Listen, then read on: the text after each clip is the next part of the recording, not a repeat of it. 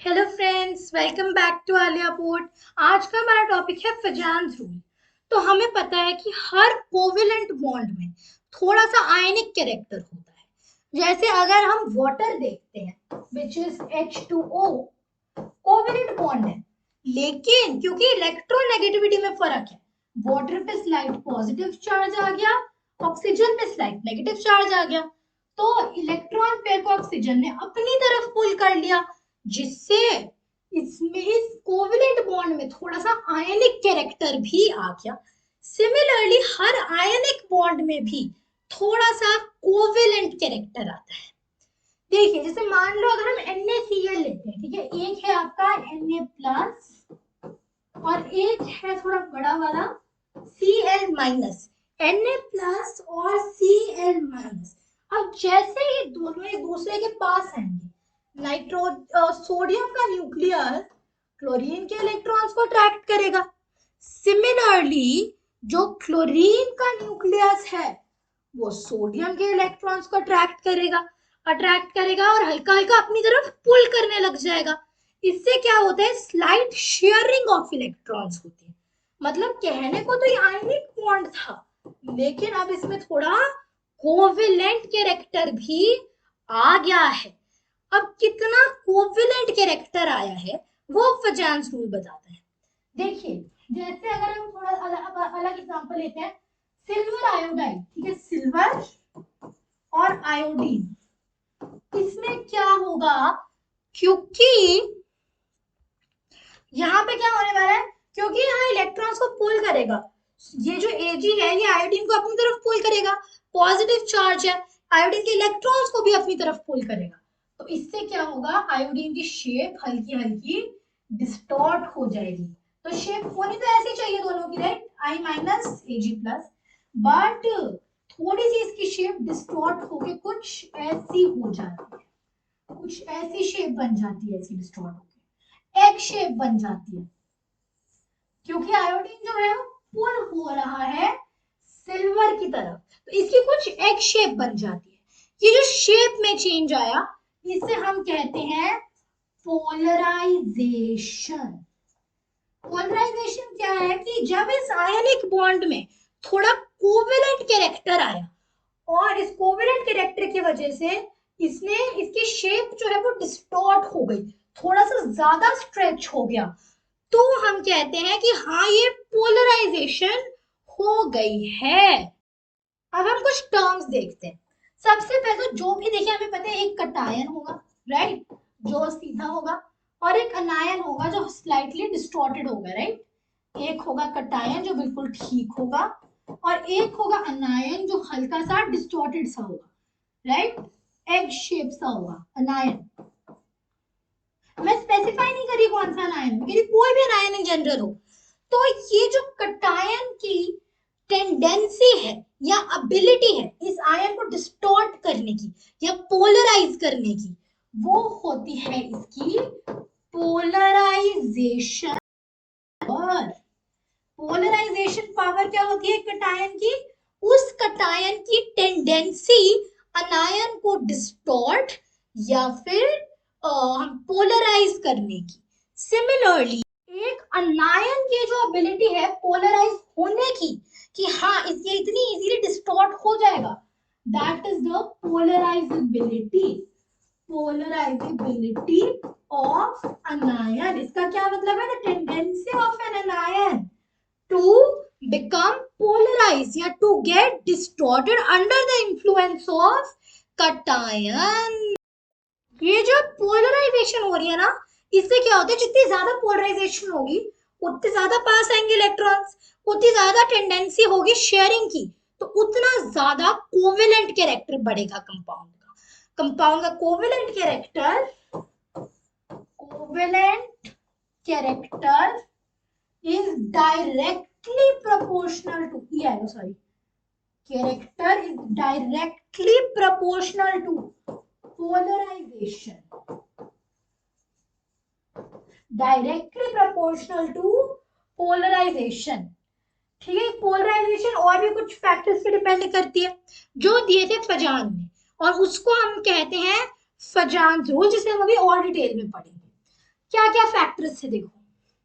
सबसे पहला फैक्टर जो था, देखिए देखिए, सबसे पहला फैक्टर जो उसने दिया था that was charge on cation. Cation पे जितना बड़ा चार्ज होगा, डायरेक्टली प्रोपोर्शनल है, डायरेक्टली कटायन पे जितना बड़ा चार्ज होगा, जितना बड़ा चार्ज होगा उतनी, देखो उतना ज्यादा पॉजिटिव चार्ज है, उतनी ज्यादा टेंडेंसी है पुल करने की, उतनी ज्यादा पोलराइजेशन पावर है, और उतनी ही ज्यादा पोलराइजेशन होगी। तो सबसे पहला फैक्टर आता है charge of cation. Second factor आता है साइज ऑफ कटायन। और साइज ऑफ कटायन से क्या रिलेशन होता है, जितना छोटा कटायन, तो दिस इज इनवर्सली प्रोपोर्शनल, जितना छोटा कटायन उतनी ही ज्यादा पोलराइजेशन। अब देखो ना, जितना छोटा होता जाएगा उतना ही, देखिए अगर ज्यादा छोटा हो गया ना तो it will be a dense positive cloud, उतनी ही टेंडेंसी होगी उसकी अनायन को पुल करने की अपनी तरफ, उतनी ज्यादा टेंडेंसी होगी इलेक्ट्रॉन अपनी तरफ खींचने की, जिससे वो जो कंपाउंड, जो आयनिक बॉन्ड है उसमें हल्का हल्का कोवेलेंट कैरेक्टर आता रहेगा। Third thing is your size of अनायन। जब कटायन की साइज पे डिपेंड करेगा तो अनायन की साइज पे तो डिपेंड करना ही करना, राइट। तो अनायन के साइज से कैसे रिलेशन है, डायरेक्टली प्रोपोर्शनल। जितना आप इस हिसाब से सोचो ना, जितना बड़ा अनायन आएगा वो अपने आउटर मोस्ट शेल में इलेक्ट्रॉन होल्ड नहीं कर पाएगा, क्योंकि आउटर मोस्ट शेल सबसे दूर है, तो जो उस पर फोर्स ऑफ अट्रैक्शन होगी इलेक्ट्रॉन पे वो सबसे कम होगी, उसे खींचना ज्यादा आसान होगा, एंड उससे क्या होगा, जो अनायन है उसे डिस्टॉर्ट करना भी ज्यादा आसान होगा, पोलराइजेबिलिटी ज्यादा होगी। तो साइज ऑफ अनायन जितना ज्यादा होगा, पोलराइजेबिलिटी उसकी और polarization in the compound overall ज्यादा होगी, directly proportional. Third thing is pseudo inert gas configuration. इसका मतलब क्या है, देखिए जैसे हमको पता है कॉन्फ़िगरेशन होती है 1s2 2s2 2p6 वाली, राइट। कुछ ऐसे होते हैं कि शेल पूरी नहीं होती लेकिन वो कॉन्फ़िगरेशन आती है। जैसे जिंक की अगर आप देखो तो क्या होती है, 1s2 2s2 2p6 3s2 3p6 4s2 3d10। देखो आप देखोगे सारे के सारे भरे हुए हैं लेकिन फिर भी नॉट नहीं है, क्यों, क्योंकि हमने यहाँ बीच में फोर्थ शेल भी इंट्रोड्यूस कर दी। फोर्थ शेल इंट्रोड्यूस करी तो पहले 4p6 4d10 4f14 भी पूरा करना पड़ेगा, दैट काइंड ऑफ थिंग। तो यहाँ पे क्या है, 4p6 पूरा करके तो इनॉट गैस आएगी क्रिप्टन। द पॉइंट इज, देखो यहाँ पे सूडो इनॉट गैस कॉन्फ़िगरेशन है, इसमें 2 आ सकते हैं, भर दिए 2, यहाँ भी 2 भर दिए, p में 6 आ सकते हैं, भर दिए, d में 10 आ सकते हैं, भर दिए। This is a pseudo inert gas configuration, this is very close to an inert gas configuration, but ये नहीं है। तो क्योंकि देखिए इसमें जो डी इलेक्ट्रॉन्स है ना, ये इतने अच्छे से चार्ज को स्क्रीन नहीं करेंगे। हमें पता है जो फोर्स ऑफ अट्रैक्शन है कैसे निकालते हैं, जो भी, जैसे न्यूक्लियस है, ये इलेक्ट्रॉन ले, ये इलेक्ट्रॉन है, यहाँ पे इलेक्ट्रॉन है, तो इसकी तो फोर्स ऑफ अट्रैक्शन लगेगी लगेगी, लेकिन यहाँ पे जो इलेक्ट्रॉन्स हैं वो उसे रिपेल भी करेंगे, तो जो ओवरऑल आएगी उसे हम देखेंगे। ये इलेक्ट्रॉन्स का स्क्रीनिंग इफेक्ट है जो ये रिपेल कर रहे हैं।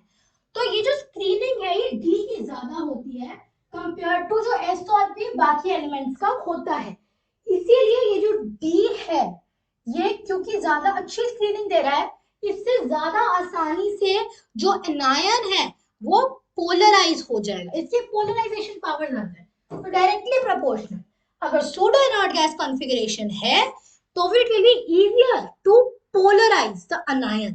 पोलराइज करना मतलब डिस्टॉर्ट करना। तो ये सारे फैक्टर्स जो है ये polarization compound as well as covalent character को बताते हैं। Charge on the cation directly proportional, size of cation inversely proportional, size of anion directly proportional, और सूडो इनर्ट गैस कॉन्फ़िगरेशन। तो अगर ज्यादा कोवेलेंट कैरेक्टर चाहिए, you will need small cation and large anion, small cation large anion. ये simple condition है जो आपको याद रखनी है। और अगर कभी भी कंपैरिजन बोले पोलराइजेबिलिटी का, तो फिर आप क्या कंसिडर करोगे, सूडो इनर्ट गैस कॉन्फ़िगरेशन को भी कंसिडर करोगे। क्या होती है पोलराइजेबिलिटी, जब एक आयनिक बॉन्ड होता है तो जो कटायन है वो अनायन को अपनी तरफ पुल करेगा। क्यों पुल करेगा अपनी तरफ, पॉजिटिव चार्ज है, ये नेगेटिव चार्ज है, इसका न्यूक्लियस इसके इलेक्ट्रॉन्स को पुल करेगा। उससे क्या होगा, ये पूरा तो नहीं आएगा बट ये डिस्टॉर्ट हो जाएगा, कुछ ऐसा बन जाएगा, होना ऐसा चाहिए बट बन कुछ ऐसा जाएगा। This is the polarisability. So I hope ये जो कॉन्सेप्ट है फजांस रूल का, पोलराइजेशन का, this is clear. That was all for today's video. Goodbye, thanks for watching.